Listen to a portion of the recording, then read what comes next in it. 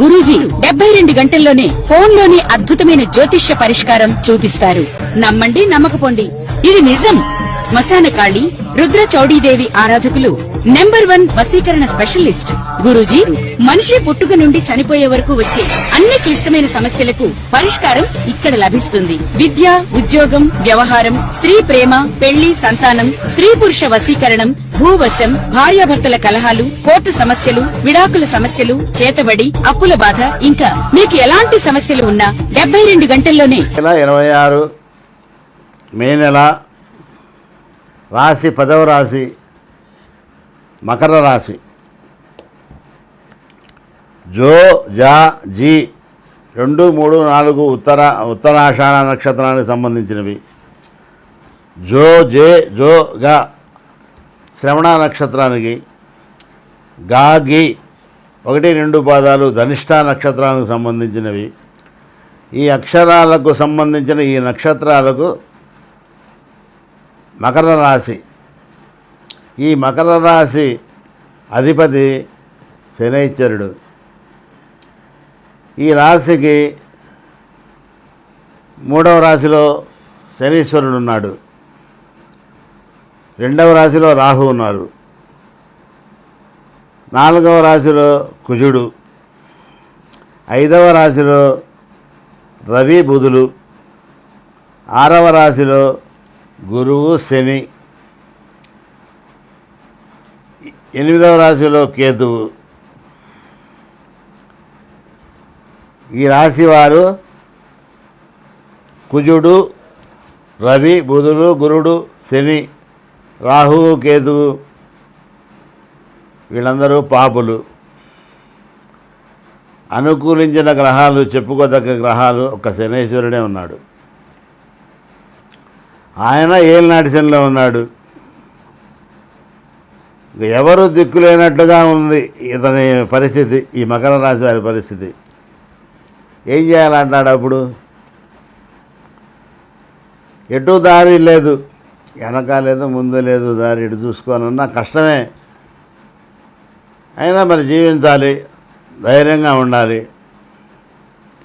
దైవాన్ని ప్రార్థించుకోవాలి, మనం చేసే వృత్తిని వదలకుండా చేయాలి. ఇల్లు, సంసారం, మరి ఉద్యోగం, వ్యాపారం ఇవన్నీ వదులుకోకుండా ఉండాలి. భయపడి చేయకూడదు. ఒక్కొక్కసారి మెడకి ఉచ్చు ఇట్లా పడుతుందని మనిషికి కూడా తెలుస్తుంది. ఈ శనేశ్వరుని ముందు శాంతింప చేసుకోవాలి. ఈ శనేశ్వర స్వామికి శనివారం ప్రతి శనివారం తైలాభిషేకంతో కానీ, నువ్వులతో కానీ మనకు తోచిన విధంగా పూజ చేసుకుంటూ స్మరించుకుంటూ ఆయన కరుణతో బయటపడగలగాలి. ఈ జపాలకు కానీ, శాంతులకు కానీ మీ డేట్ ఆఫ్ బర్త్ కానీ, మీ హస్తాసాముద్రికం కానీ, డేట్ ఆఫ్ బర్త్ లేనప్పుడు హస్తాసాముద్రికం ఫోటో వాట్సాప్లో పెట్టి కానీ మా నెంబర్కు పంపిస్తే మీకు తగిన పారితోషికం తీసుకొని మీకు ఒక దారి ఏర్పరుస్తారు. పూజల వలన కానీ మీ జాతక రీత్యా. నా నెంబరు జ్యోతిషాలయం గాయత్రి జ్యోతిషాలయం 8179551467 సంప్రదించగలరు. స్వస్తి.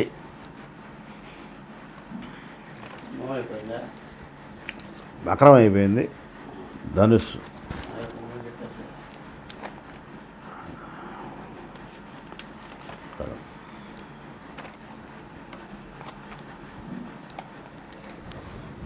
రెండు 2026 మే నెల 11వ రాశి కుంభరాశి. ఈ రాశికి అధిపతి శనైశ్వరుడు. ఈ రాశికి గు, గే 3, 4 పాదాలు ధనిష్ట నక్షత్రం.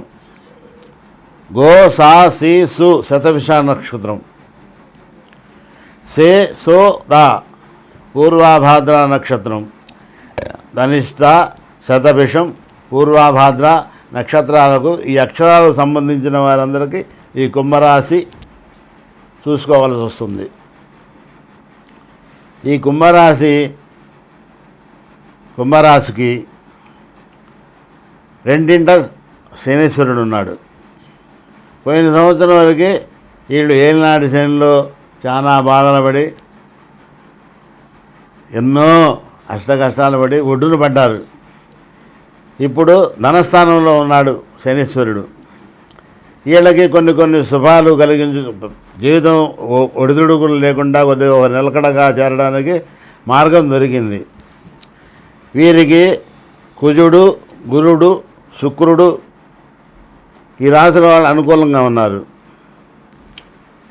కుజుడు ఏదైనా భూమి కొనుక్కోవడానికి కానీ, ఏదైనా వాహనాలు చేయడానికి కానీ, ఏదైనా పుణ్యకార్యాలు చేయడానికి కానీ, గురువు విద్య కానీ, కొత్త ఇళ్ళు కొనుక్కోవడానికి కానీ, పుత్ర సంతతి అభివృద్ధి అవ్వడానికి కానీ, శుక్రుడు భోగభాగ్యాలు అనుభవించడానికి కానీ, అధికారుల వల్ల సన్మానం పొందడం కానీ ఈ కుంభరాశి వారికి అనుకూలంగా ఉన్నారు. శనీశ్వరుడు ధనస్థానంలో ఉన్నాడు కాబట్టి వీరికి కొద్దిగా ఊరట కలుగుతుంది. ఈ అనుకూలం లేని గ్రహాలకు మనం తగిన పూజలు, తగిన శాంతులు, జప హోమాలు పండితులతో మనం చేపించుకొని సుఖశాంతులతో వర్ధిల్లాలని కోరుకుంటున్నాం. మా నెంబరు గాయత్రి జ్యోతిష్యాలయం 8179551467. ఈ నెంబర్కు సంప్రదించి మీ డేట్ ఆఫ్ బర్త్ కానీ, అది లేని ఎడల హస్త సాముద్రికంతో కానీ తగిన పారితోషికం తీసుకొని మీకు మిమ్మల్ని మీ జాతకానికి అనుకూలత చేయగలరని ప్రార్థిస్తున్నాం. ఇట్లు నా పేరు పానుగంటి వెంకటేశ్వరరావు. ఒక్క విషయం, చిన్న విషయం చెబుతున్నాం. రామాయ రామచంద్రాయ రామభద్రాయ వేదసే రఘునాథాయ నాథాయ సీతాయాం పదయే నమః.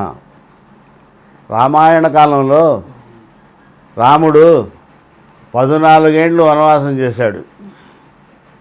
అది రామాయణంలో జరిగిందని మనం తెలుసుకొని ఇప్పుడు నేను చెప్తున్నందుకు మీరు కొద్దిగా ఆలోచించండి. ఆ 14 సంవత్సరాలు కూడా ప్రజలు మా రాముడు లేడు, మా దేవుడు, మా రాజు మమ్మల్ని కన్నబిడ్డలాగా పరిపాలించే అని ప్రజలు ఎంతో ఆయన ఆరాధించారు. ఆ 14 సంవత్సరాలు కూడా ఇళ్లల్లో సంసారాలు కానీ, వాళ్ళకి పెళ్ళిళ్ళు కానీ, సంతోషాలతో ఉండటం కానీ వాళ్ళు అనుభవించరా. మా రామచంద్రమూర్తి ఉండాలి, మాకు రాజుగా ఉండాలి, మేము అప్పుడు సంతోషంగా ఉండాలి అని వాళ్ళు ఆతృతతో ఎదురు చూశారట. ఇప్పట్లో ఏం లేదు, అట్లా లేదు. మరి మనం కూడా ఆ రోజు రామ రాజ్యంలో జనులు ఎట్లా ఉన్నారో, రాజు కోసం, ఒక దేవుడు కోసం, దేవుడైనా కానీ రాముడే దేవుడు. కానీ అప్పుడు దేవుడు అనుకోవాలి, ఆయన నరుడే మన యుగాలకి, మన వచ్చేతరగా కలియుగానికి దేవుడయ్యాడు. ఈ ప్రజలు కూడా రామనామంతో తరించాలని కోరుకుంటూ, ఆ రామనామానికి విశేష బలం ఉంది. రా అంటే నారాయణ అనే అక్షరంలో రెండోది, మా అంటే నమశివాయలో రెండో అక్షరం. ఈ రామ అనే అక్షరం రోజుకొక్కసారి వెలిగిన జన్మ ధన్యమైపోతుంది.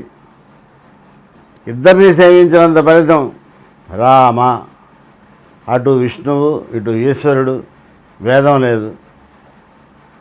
ప్రతి ప్రాణి, ప్రతి మానవుడు ఈ మంత్రాన్ని జపించి తరించాలని కోరుకుంటూ స్వస్తి.